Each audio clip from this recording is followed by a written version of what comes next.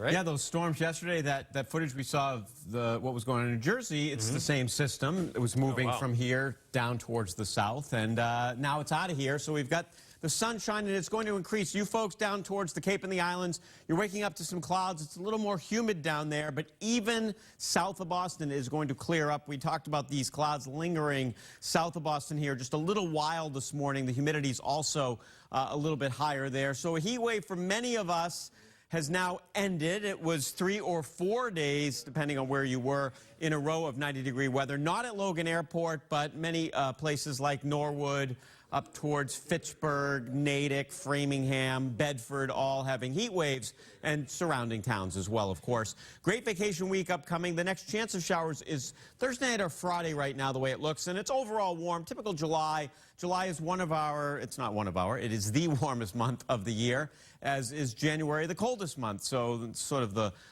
bookends of the year in terms of temperature. Wide shot shows the cold front right here. You can kind of see it very nicely moving off towards the south. Behind it, we're getting into Canadian air. So the air up here is drier, it's cooler, it's more comfortable. It's the type of air that comes in from time to time during the summer months.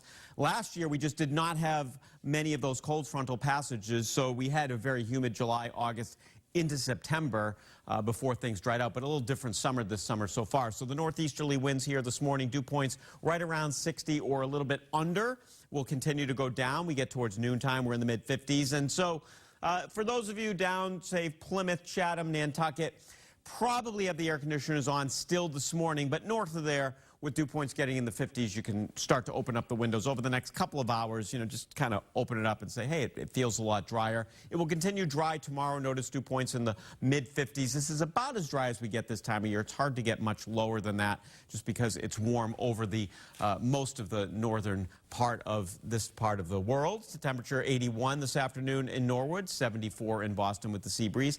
Could be as high as 83 or 84 up towards Fitchburg, typically one of the warmer spots if you're headed to the beach in the 70s. So if you got the umbrella up and you're underneath there and you're out of the sun, it may feel slightly cool with that wind, but in the sun, certainly not in water temperatures in the 60s to low 70s. And even up the main coastline, water temperatures are in the 60s and lower 70s. Offshore in the 50s, but it's comfortable. I actually went swimming July 4th right up north of Portland in the water. It's barely comfortable. It's a little chilly, but you can handle it. Temperatures overnight tonight in the 50s and 60s. A good night for sleeping. Notice Fitchburg, Lawrence down in the upper 50s. So a few 57, 58 degree kind of readings. Plymouth, you might be as low as 56, 57. Tomorrow we get into the mid-80s. It'll be a very quick rise in temperatures. By 6 to 7 o'clock, we'll probably gain 7 or 8 degrees in just a short amount of time. And as we head for the rest of the week, take a look. Temperatures will be in the 80s to near 90 on Wednesday.